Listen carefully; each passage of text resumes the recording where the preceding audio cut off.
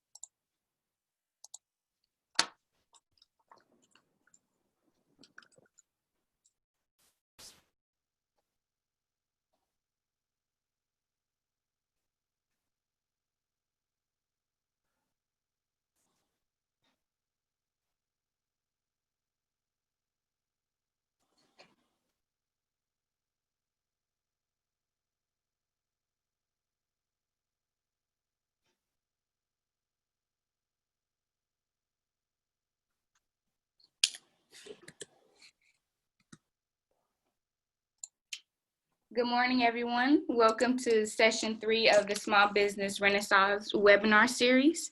Some New Marketing and the Urban Chamber have partnered to bring this webinar series to our community because these conversations are needed. The actions that need to follow are critical.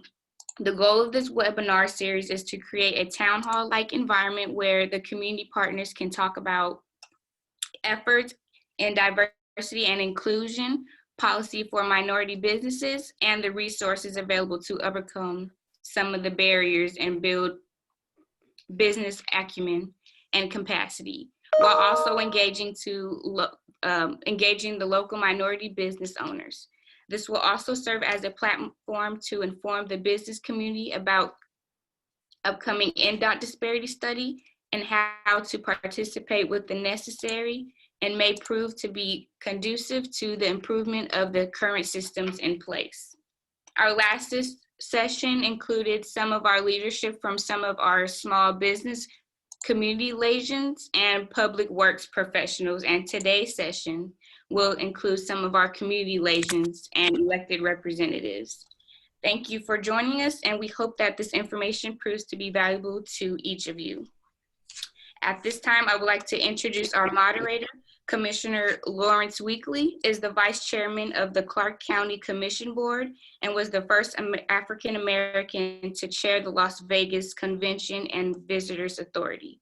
He also sits as a chairman of the Board of Trustees of University Medical Center, Southern Nevada, Western Regional Rep for the National Association of Black County Officials, Nevada Association of Counties, and the Clark County Liquor and Gaming Licensing Board, and the local law enforcement advisory board that awards millions to the valley-wide programs dedicated to improving the quality of life for the families in Clark County. Commissioner Weekley was appointed to the County Commission in 2007 by former government Kenny Gwynn and was reelected to 2 additional terms. Prior to becoming a commissioner, Weekley served 7 years as the Las Vegas City Councilman for Ward 5. Commissioner Weekley is a native Nevadan and graduate of Western High School. He attended Grambling State University, where he earned a bachelor's in communication. He holds a master's in public administration from the University of Nevada, Las Vegas, and teaches public policy at UNLV. Additionally, Commissioner Weekley is a strong advocate for foster care, education, and business development with strong ties to the community, and has many board and organizational affiliations, including, but not limited to, Las Vegas Convention and Visitors Authority, Nevada Association of Counties, Western Regional Rep for the National Association of Black County Officials, Southern Nevada Workforce Investment, Southern Nevada Regional Planning Coalition, and advisory for the Clark County. And now Commissioner Weekley will introduce Raven Mcswain. Hello, how are you? We're good, how are you? I'm good, thank you. Thank you so very much. I appreciate the opportunity to participate this morning. I'm not sure how my lighting is today. I didn't get my glam squad. I gave them a day off today, and man, I don't know how good I'm looking on the screen, but we're gonna work with it and keep it moving. But hey, what a dynamic panel that we have here today to discuss a very important topic. I'm so very honored and appreciative to Some New Marketing. I want to thank their team, as well as the Urban Chamber of Commerce, for having the confidence in me to facilitate and moderate this conversation this morning. I'd like to introduce a phenomenal young lady who I am so very blessed to have an opportunity to have met. I'm watching her growth. I'm watching her get engaged in the community. I had an opportunity to hear her speak at a town hall meeting last night at the Pearson Community Center, and I can tell you that she's definitely one of those young women that's definitely going to be one to watch in this community. With that being said, everybody, please welcome and please receive my friend, Miss Raven Mcswain. Good morning, Raven. And thank you. And thank you to everyone for joining us. As Commissioner stated, I am with Some New Marketing. I'm the marketing coordinator, and I am coming to you all this morning to share information about the upcoming NDOT disparity study.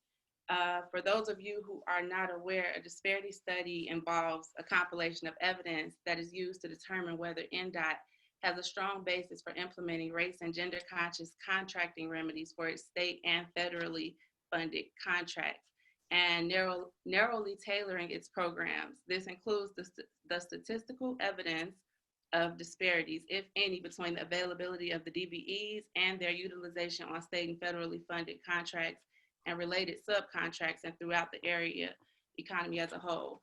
The Nevada Department of Transportation, NDOT, is conducting a statewide disparity study of its DBEs program to ensure that the program remains narrowly tailored and that the DBEs have equal access to contracting opportunities.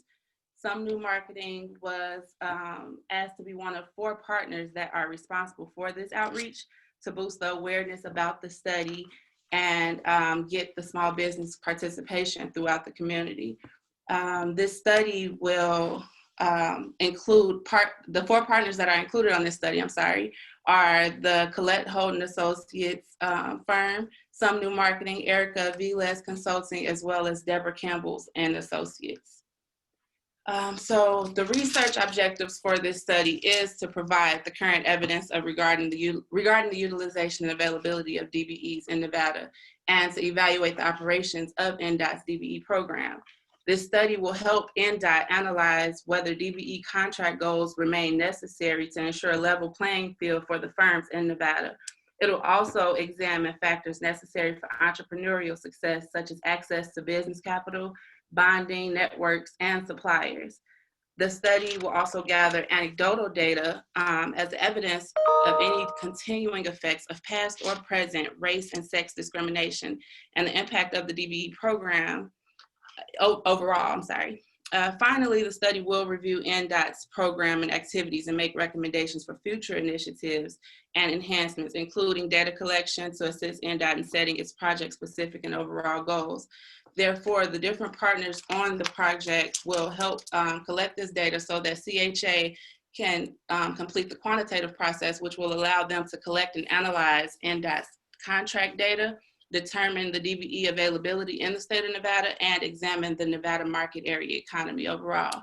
The qualitative process, which is very important and what some new was brought on to assist with, helps collect the anecdotal data from the stakeholder organizations and the business owners through interviews, written comments, and an electronic survey. The anecdotal evidence will help the NDOT to determine if this program is necessary, who should be in the program, what the annual goals should be set to, how the contract goals will be set, what program elements work, which ones need improvement, and how to best make the changes. Therefore, that's why the business owner participation is very important in this process, because they need to hear from the businesses that have either worked with NDOT or aspire to work with NDOT to see what works, what doesn't, and where you guys need assistance, so that we can also point you in the direction of the resources that are available to you. The business owners can participate by being engaged, staying aware of everything that's coming up and the different meetings that we have, such as this webinar series, to spread information about the study overall and the resources available. And then we are asking in our sign-in link and the post-event survey that all of the attendees at this session will receive, it asks if you are interested in participating in these small business owners, in which we will provide that information to our partners, and we'll reach out to you sometime in the next 30 to 60 days to set up those meetings and to include you in those small business owner group meetings. We will also have an electronic survey that will go out tentatively scheduled for October of 2020 from our partner CHA. And we will also be asking for written comments accepted through the process to the study email or website that's listed here on the screen. You guys can screenshot that, and we'll also drop it in the chat. And that is about it. I just want to say thank you guys for joining us again, and I hope that this session brings you information that is useful to you. And if there are resources you need, reach out to Some New Marketing or the Urban Chamber for assistance. Thank you. Commissioner Weekley, back to you. Thank you. Thank you so very much for the information, which gave me an opportunity to really add a couple more questions to the conversation here this morning. What I'd like to do at this point, I believe it's time for me. Is it time for me to introduce the panel, or yes. Where do we go? All right. So I have lengthy bios from these individuals here. They've done so much throughout the state of Nevada. They've been what I consider boots on the ground individuals who have kept their fingers on the pulse in terms of where we are today and where we need to go. And so this is going to be a really good dialogue. As far as their bios, it will take this entire webinar to talk about each of their bios. And so I'm going to let them talk a little bit about themselves. How about that? So I'm going to start with the Assemblywoman. She's the Assemblywoman from the state of Nevada, of course. Assemblywoman Dina Neal, tell everybody a little bit about yourself, ma'am. Good morning. Good morning. So I have been in the state legislature now for 10 years, and I have been around for probably too long, but I am a candidate for Senate District 4, moving to the other house. Chair in taxation for 4 years, and I have been heavily involved in economic development and trying to focus on remedying the barriers for African-American businesses, and that's all I will say. Yeah, well, I appreciate your hard work, and I definitely appreciate your boots on the ground. You definitely keep them honest and keep them on their toes. Welcome, and I look forward to your dialogue here this morning. This next phenomenal woman here, she's out there with also too with her boots on the ground. I'm looking at her glam shot on the screen here today, but hey, she's gonna add some fire to the conversation this morning, and I'm very pleased to welcome Missy Vette Williams. Good morning. She's the chair and founder of the Clark County Black Caucus here in Southern Nevada. Good morning, Yvette. How are you? Good morning. Thank you for having me today. Yes, ma'am. Tell everybody a little bit about yourself. So we founded the Clark County Black Caucus as a result of the President Obama's first campaign, and saw that there was not an organization that was focused around public policy specific to improving the lives of African Americans. So with 60 members, we chartered the Clark County Black Caucus. So we're celebrating our, getting ready to celebrate our 14th year. And so we're really excited about a lot of the work that's been done over the last 14 years. The focus areas vary depending on what the membership tends to want to focus on. Currently, I serve on many work groups, but particularly our work on the Nevada Department of Ed, Academic Standards Commission. It's very important to us, that work in education. I also serve on the Bond Oversight Committee for Clark County School District and many other appointments. But I started my very first business when I was 14 with a cotton candy machine, selling cotton candy to my friends and neighbors for a nickel at age 8. Later, I opened my first business at age 26, which was a travel agency in Beverly Hills. We grew it to be the largest minority-owned travel agency in Southern California. And I moved to Las Vegas, and which we've never regretted. The community welcomed us in 1998, and it's been a great pleasure and honor to call myself a Nevadan. Our work, my work, volunteer work, is really focused around public policy. And so I hope to be able to add some information and some help today around interacting and getting engaged and the importance of being engaged as a business owner. Okay. Well, thank you very much. Thank you for joining the conversation this morning. Our next panelist this morning, he's with the, I'm sorry? Was she adding something else? Oh, no, I'm fine. Oh, I'm sorry. Okay. Okay. On my screen, I still see your lips moving. All right. All right. With that being said, I'm going to move on to our next panelist. This gentleman here, he's had boots on the ground as well.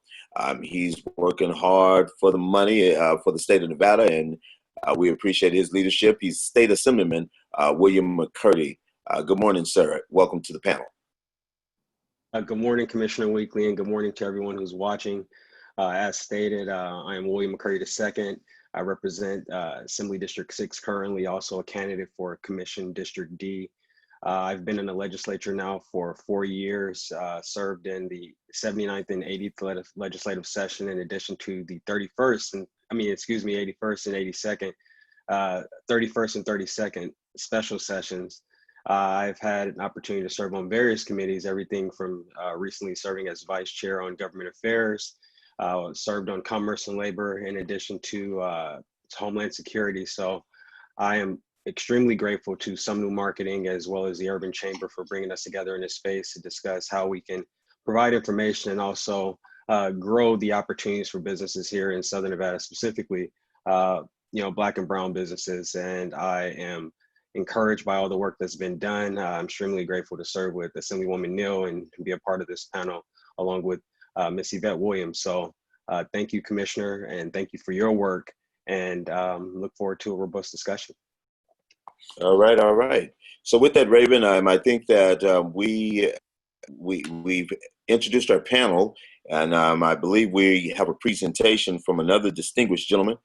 He's the founder and visionary of Some New Marketing. Is it time for me to introduce him at this point? No, actually, Shondell will not be giving that presentation. He was going to share the NDOT information with us this morning, but I joined instead. Okay, yeah, so I'm happy to join, but yeah, Raven did an amazing job, but I'm here to field any questions as far as the disparity study if you need it.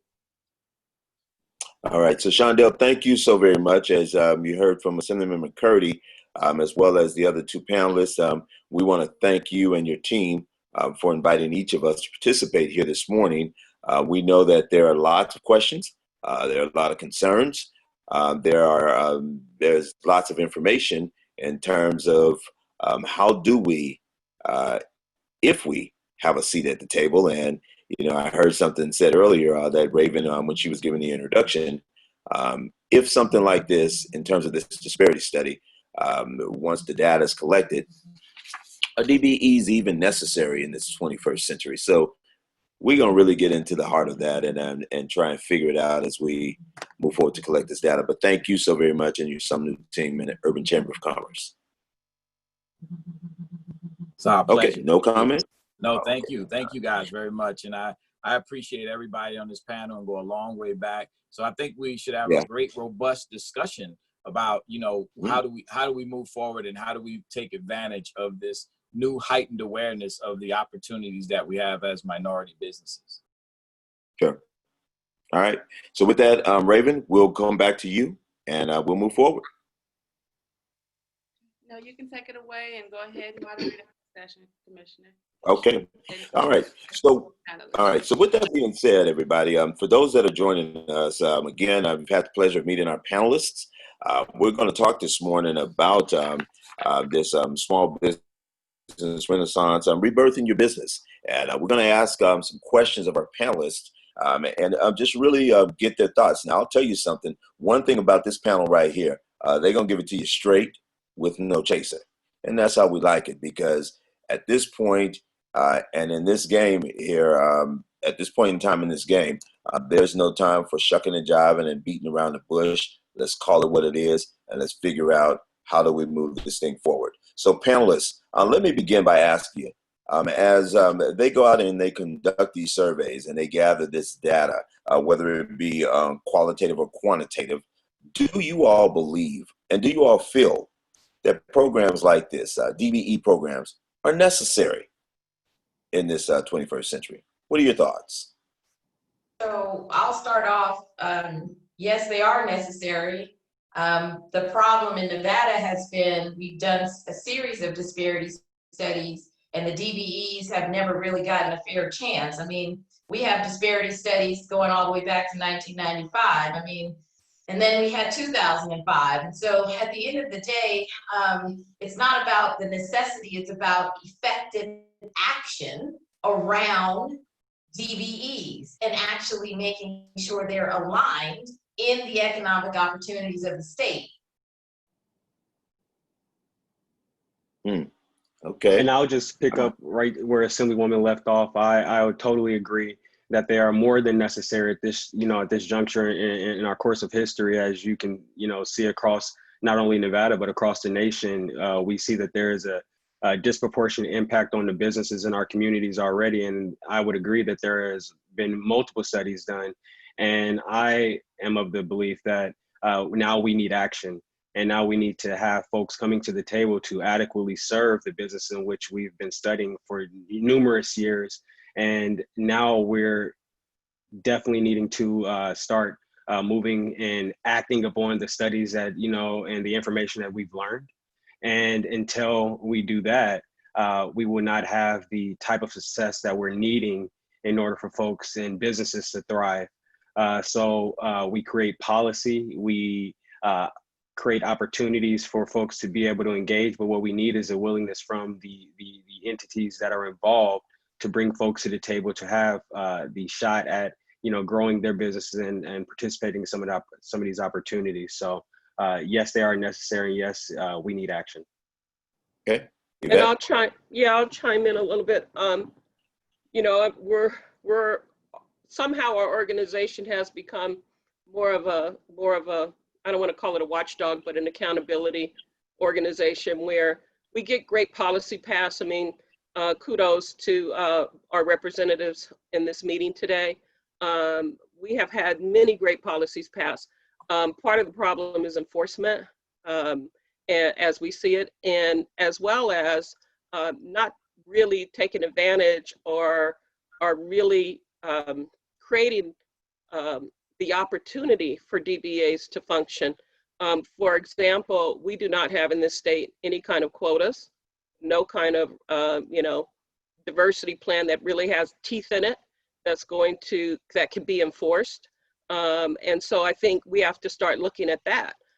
We know that we're in a climate where racism exists. I mean, our governor of our state spoke about it in June, and his commitment and his administration's commitment to dealing with the disproportionality that impacts Black businesses.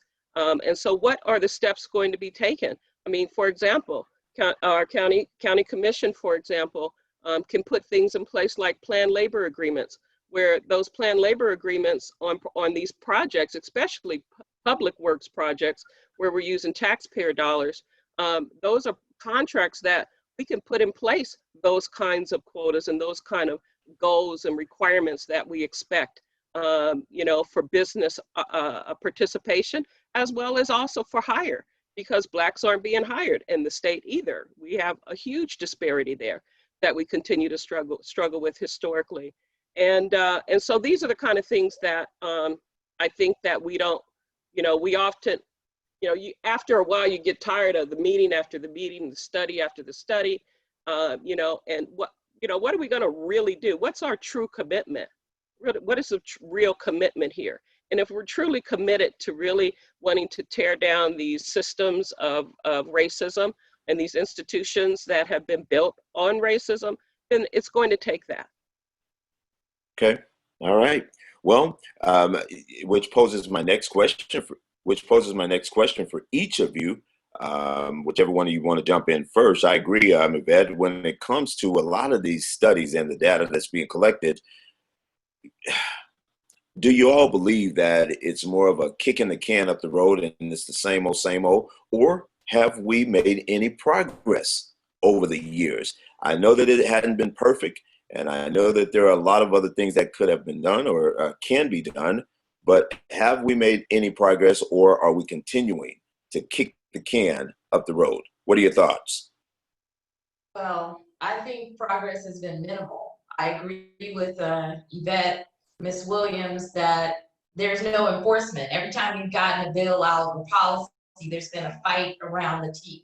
There's always been a fight around how do we actually implement it? And everybody's okay with the may, right? The may in the language, which makes it permissive, or they fight against the African-American legislators that are actually trying to bring something forward. So I do think we're kicking the can down the road. I think NDOT in and of itself has been an agency that's been like a bastion of racism, not only for their internal employees, but also around contracting. They've had some of the most heaviest contracts come in, but they've also had some of the strongest lobbying groups who've always wanted to keep the pie for themselves. And so the programs that have been created only give jobs or a little bit of the piece. I wouldn't even say less than 1%. And so there's been a constant struggle in over 20 years of this minimalist behavior. And if we're actually going to do real change this time, then people need to come out in support of the disparity study saying that it actually needs to be enforced. And then we have to have policy that has teeth that backs it up. We have legislation. All we have to do is pull some legislation, change a few words. We don't even have to redraft. It's already out there. We just have to make it stronger.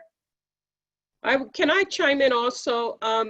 NDOT did we were very hopeful that they decided that they wanted to, the 15 widening project, which was a 2.5-year project. And they wanted to do they wanted to see if they could increase Black employment, but we also wanted to see Black businesses on these projects as well. And at that time, the employment rate was right around 1% for Blacks and 1% for women. And it was a 2.5-year project. But what they did is they created a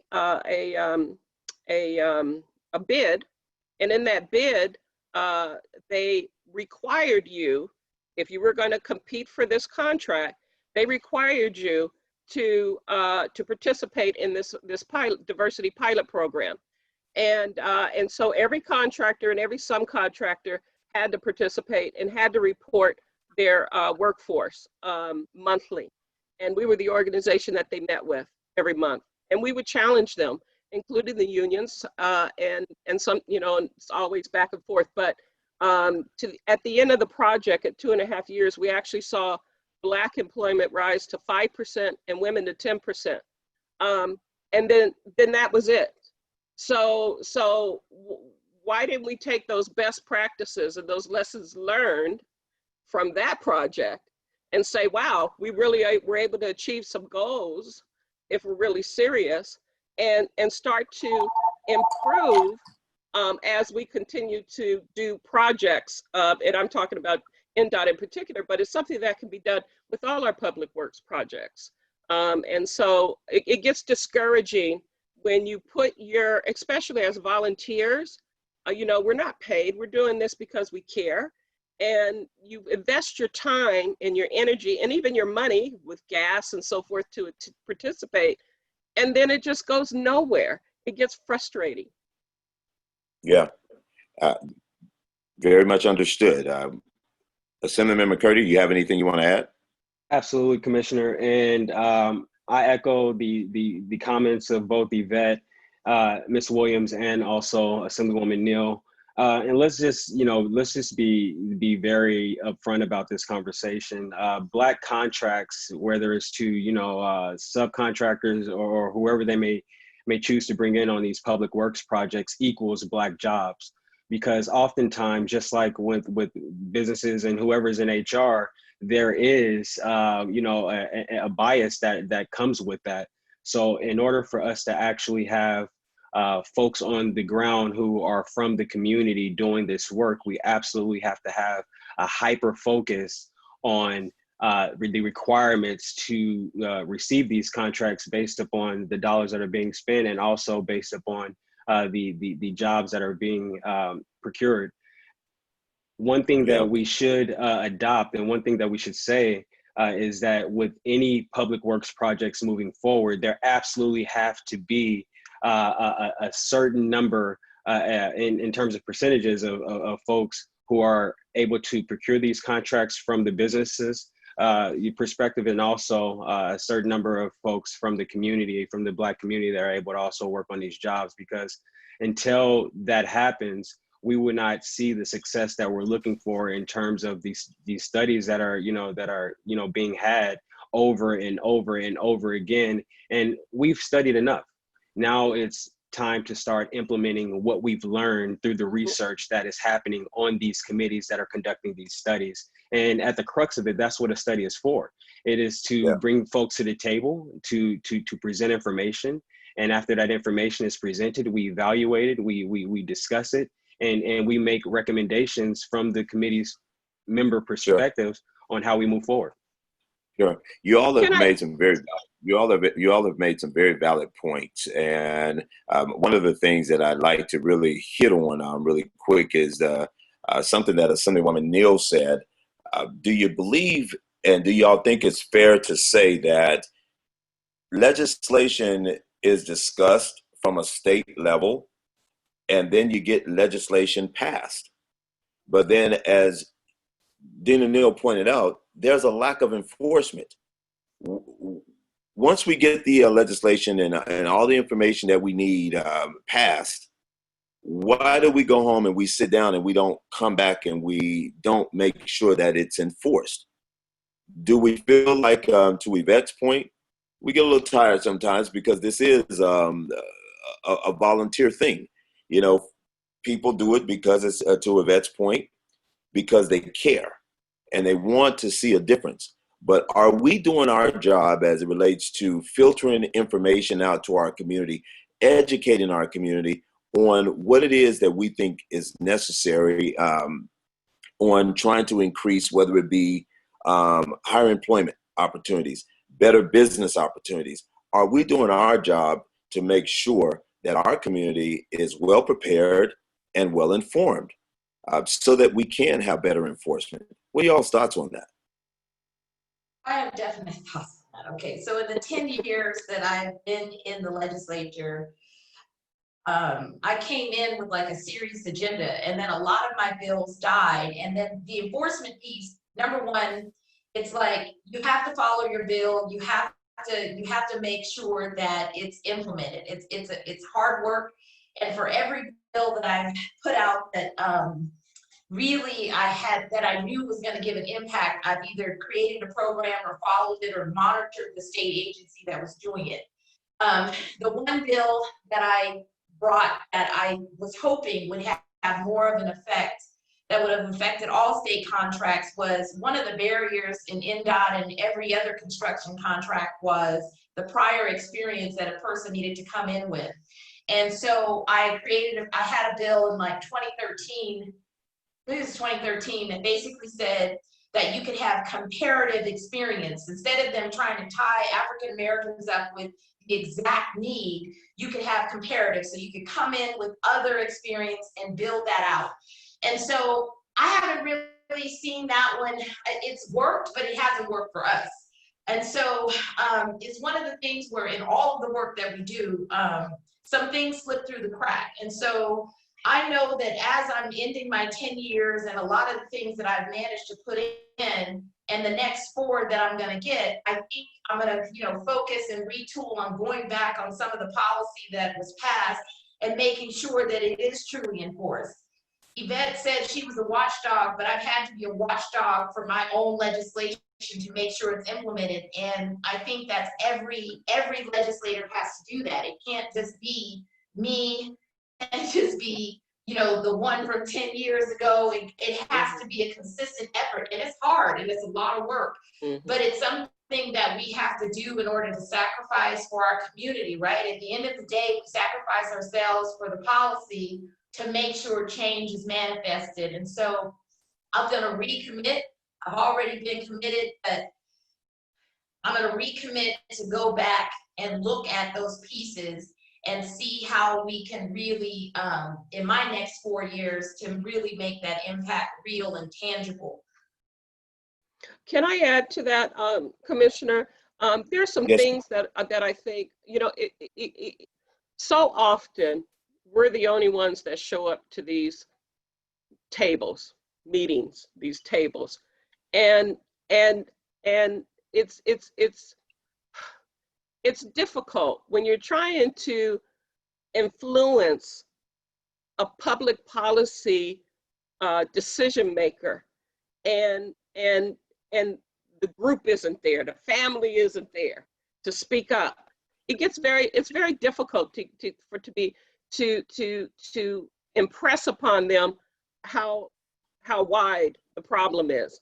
And so there's some things that as business owners can do. There's things, for example, attending the legislative session. Before the legislative session, find out who your representative is if you don't know who your state representative is. Is your representative Assemblywoman Neal?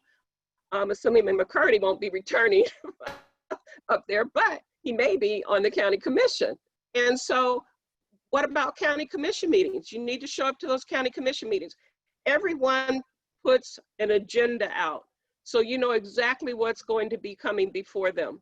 And you need to find out what committees in the legislature impact your business or your industry. And then you need to follow that particular committee. So you go to the Nevada Legislative website and you can sign up for a committee, and you will get an email notification every time that committee is scheduled to meet. You'll be able to access if you can't make it. Right now it's virtual, so it's making it a lot easier for all of us to participate. But you can look at the agenda items. You can write in to your legislator or to the committee and voice your concern or your support of a piece of legislation. But then you need to do something before that. What we've been able to do is work with legislators in those interim committees. They're meeting right now for the next session, which starts in February. What policy is on the table that's going to impact your business? So you need to make it your business to be informed. The county commission meetings, there's a lot of policy and regulations. And the great thing about it is you get to see what businesses are coming to town, what contracts are going to be coming, what projects are going to be coming, so that you can plan now and say, oh, wait a minute, I can do that.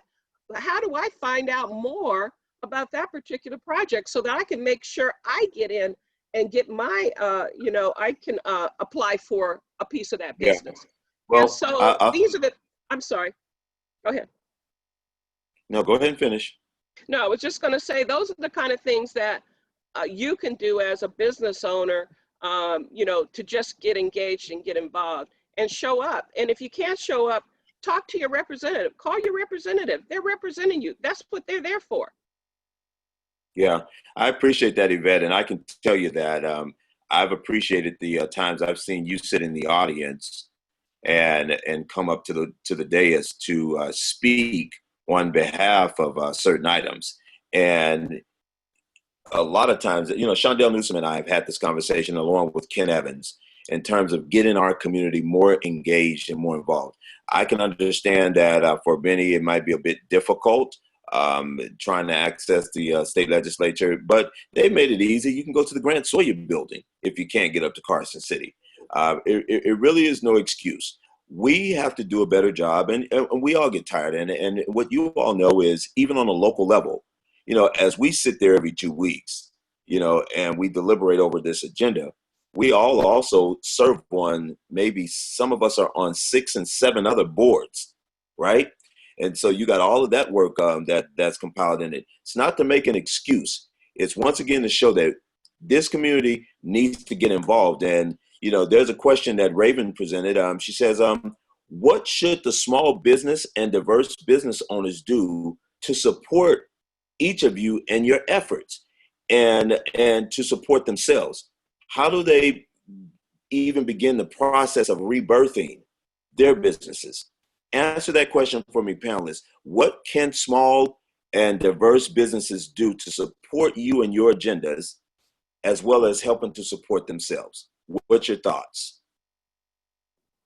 Well, for us as a volunteer community organization, getting our communication, we do try to inform and keep the community aware of what's going on during whatever processes, whether it's the legislative session, we just had a special session, those kinds of things. So I think, and then also reaching out to your representatives on every governmental level, introducing yourself and making sure they know who you are and that you're interested in building your business and what's going on that they can assist you with.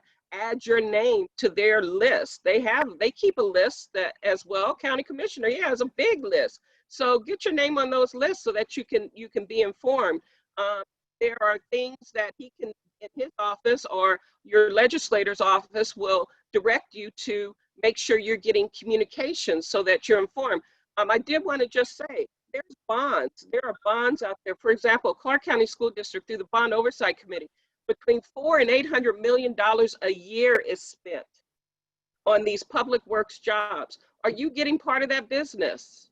And if you're not, you need to be reaching out to the school district and talking to them about, you know, are you hiring Black businesses? And how many Black businesses are you hiring? And push, you got to push. Got to push a little. You got to push.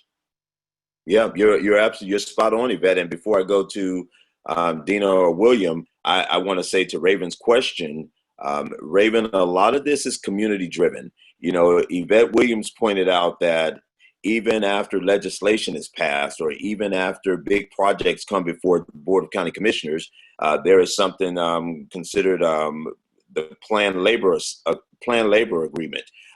That has to be community driven, because you also got to remember there are stakeholders out there who don't want to see that happen. Yeah. And so, to Yvette's point, they're lobbying county commissioners to say, this is going to have an impact on my business if, in fact, I'm awarded this contract. And so I'm asking you all not to support it. But when you look out in that audience and you see 4, 5, 6, 7 small business and diverse and minority-owned businesses coming to that dais during public comment saying, this is important, and this is why I want to see it happen. When it comes from that elected official that's sitting there at the desk, and we're talking and presenting things, yeah, it looks great. It's a great soundbite, and it's something that you can use for a campaign, if you will, to say that you're out beating the pavement on this thing. But when it comes from the community, when it's community driven, it gives it more life. And that's how, Raven, you can team up to help elected officials and organizations like the Black Caucus move your agenda forward and help them in the process as well. William or Dina, is there anything you'd like to add to that? Yeah, I would like to add. So in terms of like rebirth and businesses getting more involved, what's really important to understand is that on the assembly side, each member gets about 10 bills, right, per per person. And so there are early timelines, like there's another timeline coming up for December.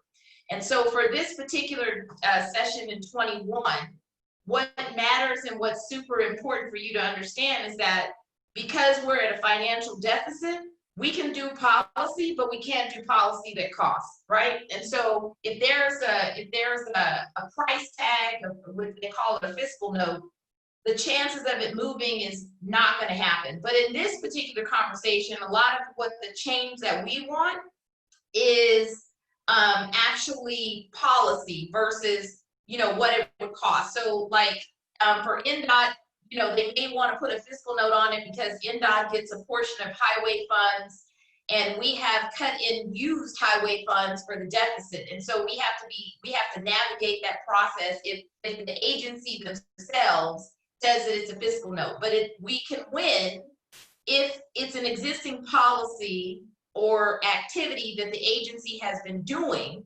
And so they can't make the argument, oh, well, this is going to cost us. You're like, no, this has been on the books for like 15 years. You just actually never manifested. And you should have had a budget that goes towards that point. And so on the Senate side, the members get 20 bills. But I can tell you this, it's super hard to have 20 bill hearings. It's almost an act of a super effort. I mean, because that means it's 20 hearings. They have to sit on committees. And so typically you'll have a senator that tries to get like 20 bills, but 10 of them probably gonna die because they have to be able to do a successful hearing and a hearing that actually makes sense, right? Because it has to go from one house to the next house for a hearing. So it's better to do that early engagement now and have a conversation about what it is that you want to change. And if a legislator says, okay, some of this is already in the works, then let's shift the conversation to enforcement. Even the language that's in the legislature right now around contracting and NDOT, as Vette said, it doesn't have any teeth. And in order to make teeth, you got to put the words in there that you shall do or shall mandate an activity. And so I'm open for that conversation. But those are some of the realistic things that you have to consider about pushing policy, but push it. And then there's always the excuse too, because whenever you go to someone and say, why don't you do this? Or why don't they do this? Or how come they don't do this? Or we ask you to do this. The first thing they say is, well, you got to talk to the legislature because they need to pass a law. First thing they do. It's so frustrating. So that's why I encourage you to get involved with the committee work, because a lot of times those committees are meeting and they're making recommendations as a committee to the legislature. And so you can actually have an impact during that committee meeting. And who knows, they may adopt some of your recommendations as their own. We've had that experience. And then those policies actually move past and get the priority because they're a committee bill. Yeah, you're absolutely right. Here's another question here, and I think this is so important as we prepare ourselves for the upcoming legislative session. While those local governmental entities are drafting and finalizing their bill draft requests, there are new legislators out there. They're thinking about what BDRs they want to bring to the table. Now is the time to start talking to these folks. And Yvette, to your point, it's a great time right now. Everyone's Zooming. I feel like Lionel Richie. I'm just Zooming. I'm in the Commodores. I'm just Zooming every day, and I'm over it. But it's still a great way to communicate. But one of the things that I'm hoping is that we all can do a better job with not working in these silos. This is where we're missing out because everybody wants the credit. Hey, our group did this, and I'm the elected official that did that. But collectively, if we really sat at a table, whether we like each other or not, that's not important. The importance of this whole thing is about the greater good for our community so that we are able to raise a flag and say, hey, we've increased employment opportunities. Hey, we've increased opportunities for small and minority and women-owned businesses. That's what it's really all about. But because we're who we are sometimes and we get in our feelings, well, I ain't feeling him like that, and he didn't do this for me, and she said this about me. we erase the total equation. And guess what? Other people know we operate like that, and they play on that. And so we got to do a better job at making sure that we disseminate information. And I know I've made excuses as an elected official. We're all busy. And by the time I've had about 4 to 5 committee meetings in one day, it's a wrap. I'm ready to go home and take my shoes off. How about that? I want to ask you all as a panel, moving forward with this disparity study, what's something new? You like that, huh, Shondell? What's something new we could bring to this study? What's something that we could say that they've not heard or seen before? Or have we said it all? William, I'll start with you. Assemblyman, my bad. Oh, he's on.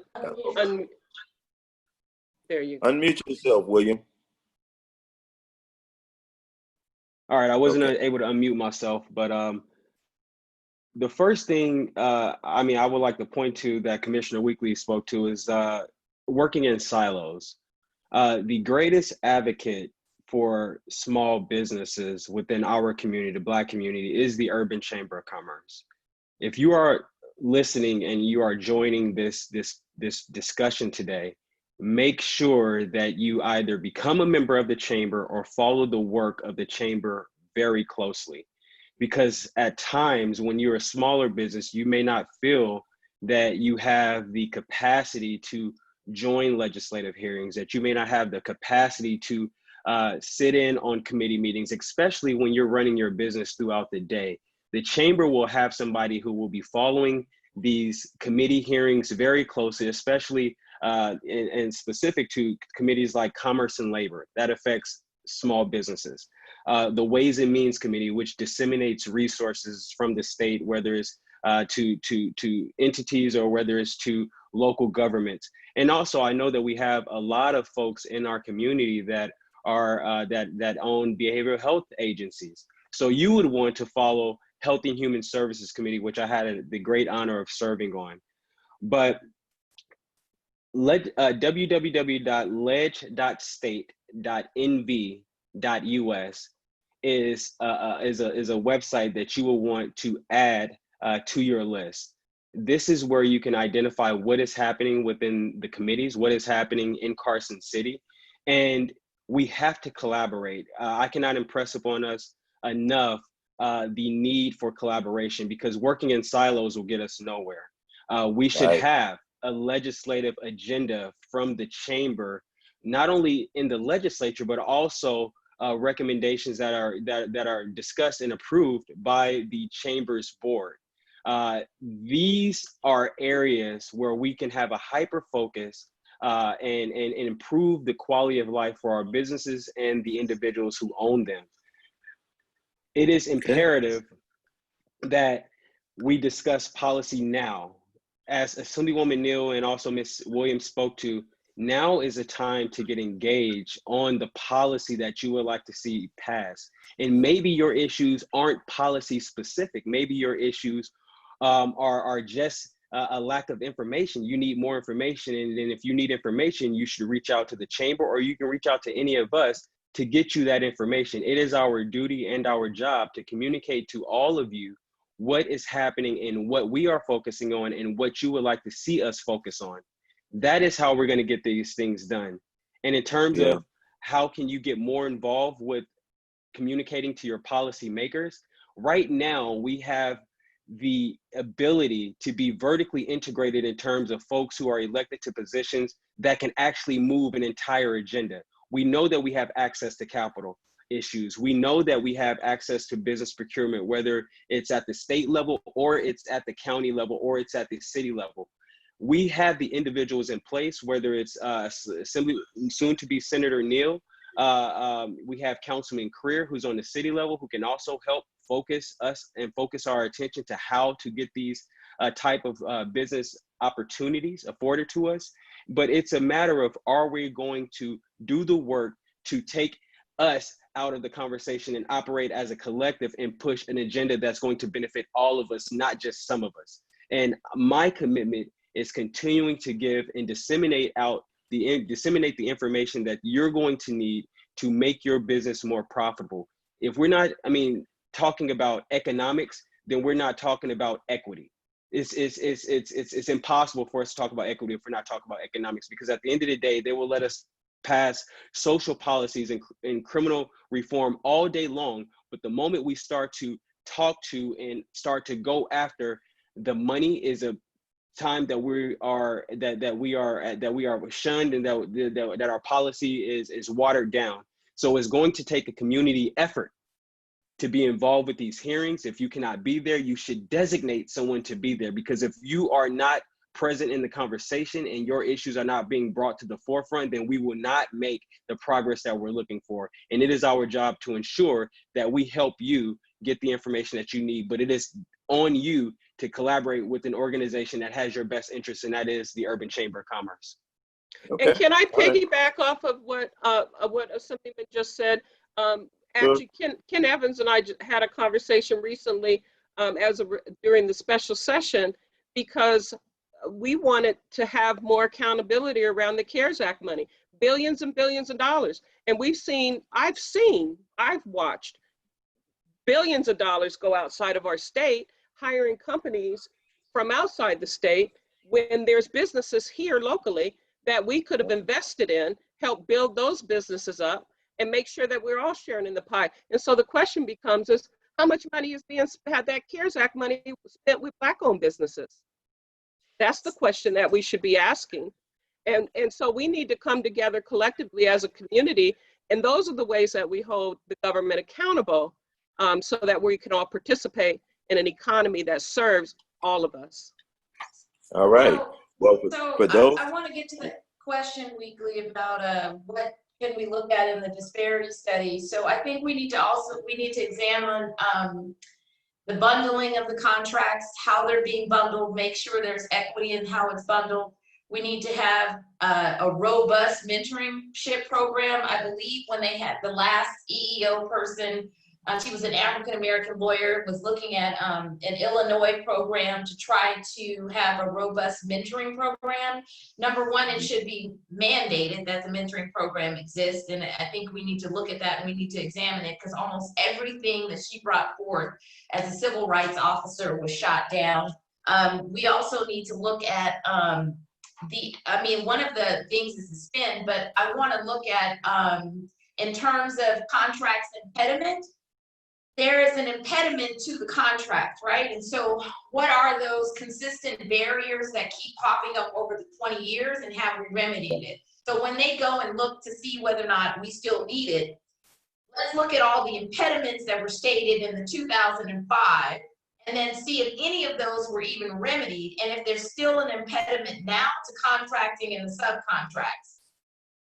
I think also they need to look at underrepresentation. When we use the terms minority, we're trying to get away from using that term minority, because, it doesn't serve black people. And so when we have to be specific as to what we're asking for, we still have the smallest percentage of Black-owned businesses in Nevada and of any other race. And we see other ethnicities growing over the years. And so we're the ones being left behind. And so that needs to be our message. And I think we need to start using terms like with the NDOT disparity study. They need to start focusing around underrepresented subgroups. So in other words, if you're being represented already, then that shouldn't be the focus on making sure y'all get that contract. We need to be focused on those who are underrepresented and being underserved. And that would be our community. okay. That would be my contribution to NDOT. All right. Okay. Well,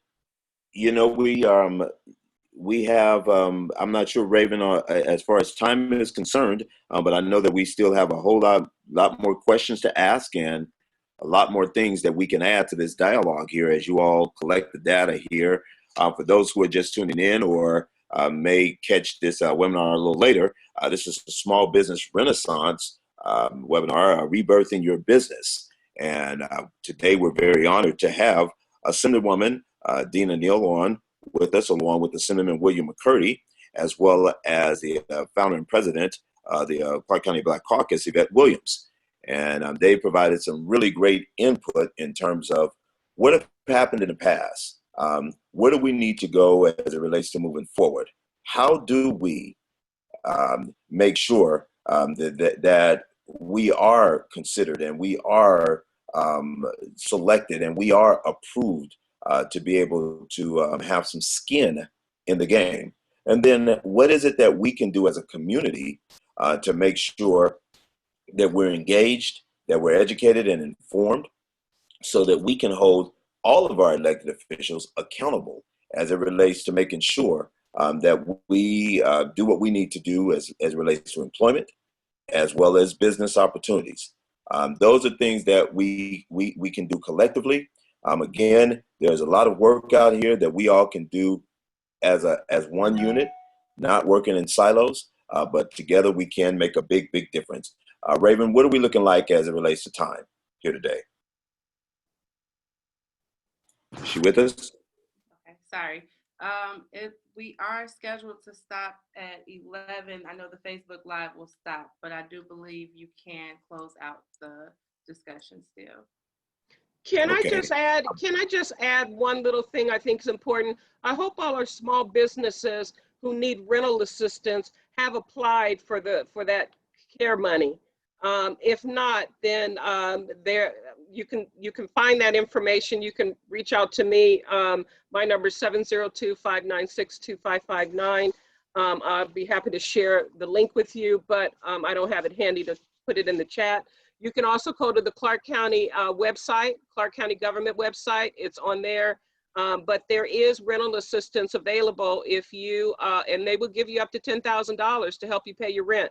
There's certain requirements, like a minimum of loss of 30% of your monthly gross income. But I don't know that our Black businesses, I serve on the Spring Valley Town Advisory Board, and I'm also serving on the county grant workforce.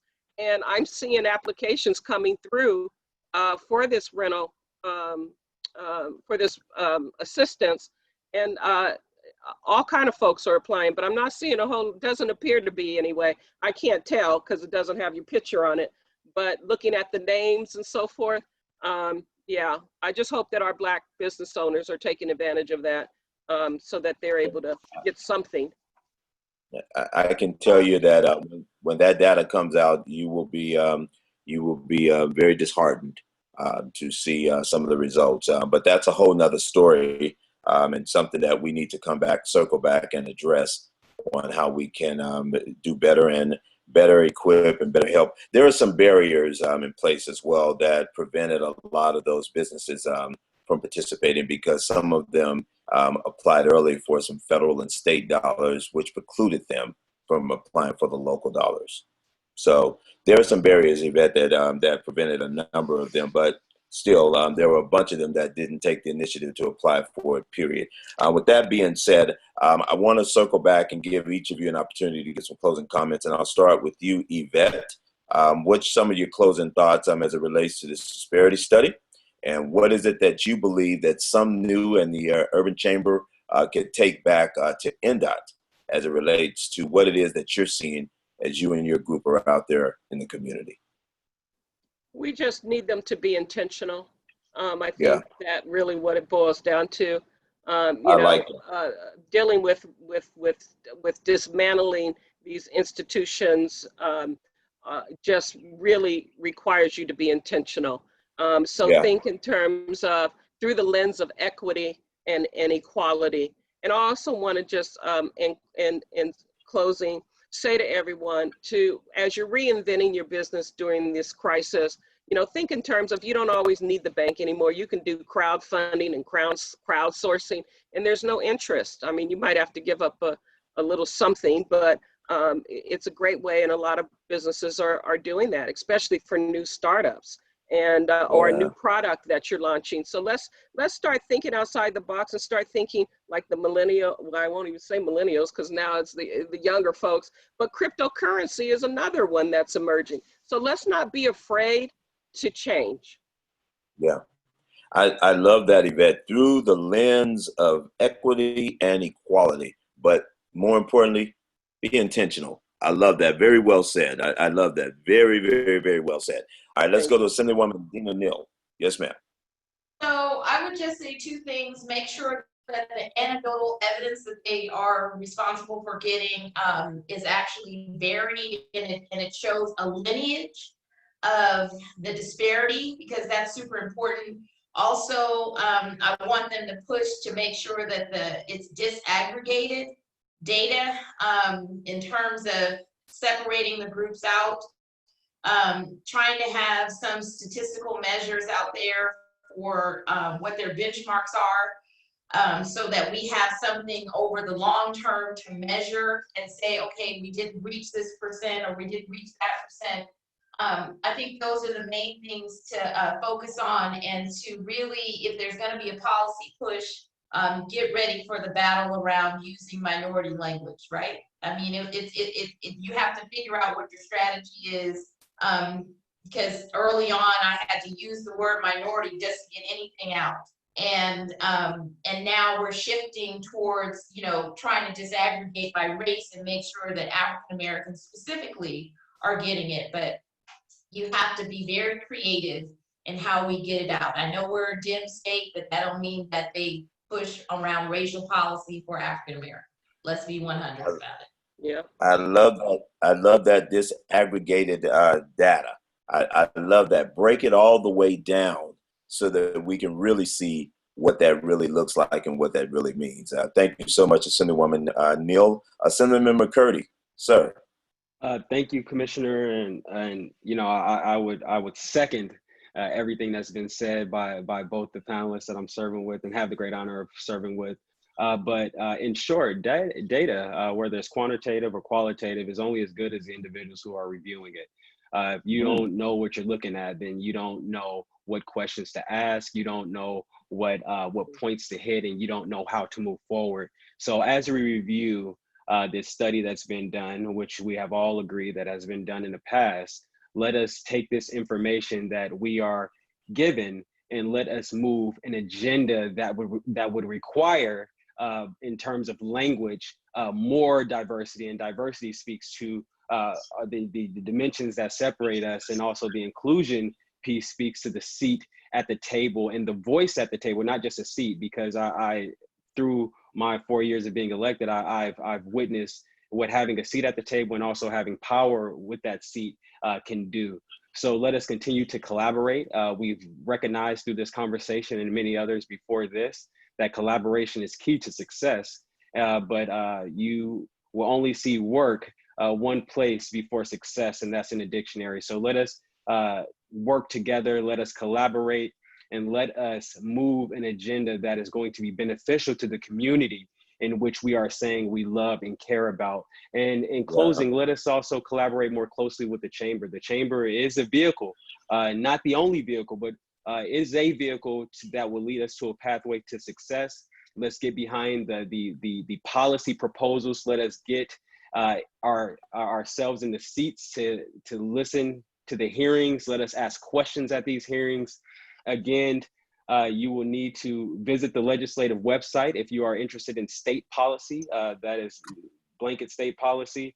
And that website is www.leg.state.nv.us. And also really focus on what's happening with local government. That is where it meets the road. In my short-term time in the legislature, which was a great honor to serve the residents of District 6 and the entire state, because at the end of the day, any policy that you move, it says the people of the state of Nevada do enact as follows. I've learned that there's a lot can be done at the state level, but the local government is a creature of the state, and what we can do on the local level is far more impactful. And having the collaboration between the elected officials on the various levels of government, whether it's the federal level, we have a phenomenal congressman in Stephen Horsford. He is on the ballot, as well as the state level, and also on the county level. So get to know all of your representatives, stay locked in, because everyone is involved in politics. Your mortgage company is involved with politics. The banks are involved with politics. The insurance companies are involved in politics. The educational and other entities in the state, Health and Human Services, whatever it may be, the phone companies, everyone is involved in politics. So it is only natural that we be involved in politics, especially as it relates to us being able to have an opportunity to move ourselves forward. And the only way that we can do that is through economics. All right. Well, you heard the conversation here. To all our small and Black-owned businesses, because Vette told us to stop saying minority. How about that? So to our small Black and women-owned businesses, we say, let's get in the game. It's organizations like the Black Caucus out there that's keeping their eyes on what's happening, what policies are being discussed, and then what agendas are being pushed. And then you have legislators and local elected officials who are doing their parts to try and make it happen. Collectively, we can make a difference. We're so very grateful to Some New Marketing. We want to thank the founder, Mr. Shondell Newsom, and his team. Of course, my friend Raven Mcswain, the lead, Maya, and the entire Some New team. Thank you so very much. But more importantly, we too want to thank the Urban Chamber of Commerce for keeping us in the loop. Let's keep this dialogue going.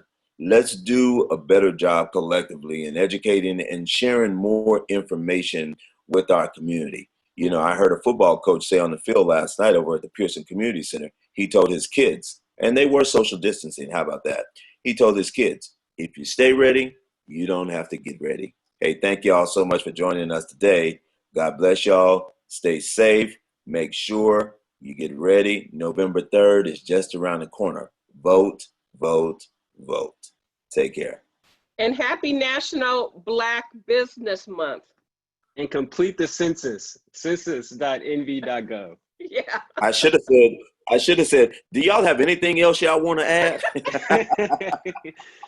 Thank you, Commissioner. Hey, Raven, thank you so very much. Thank you for having us. We appreciate you and everything they said. Happy National Black Business Month. The census is so important. We got to get our people out and get registered to vote. Make sure that we show up and we show out.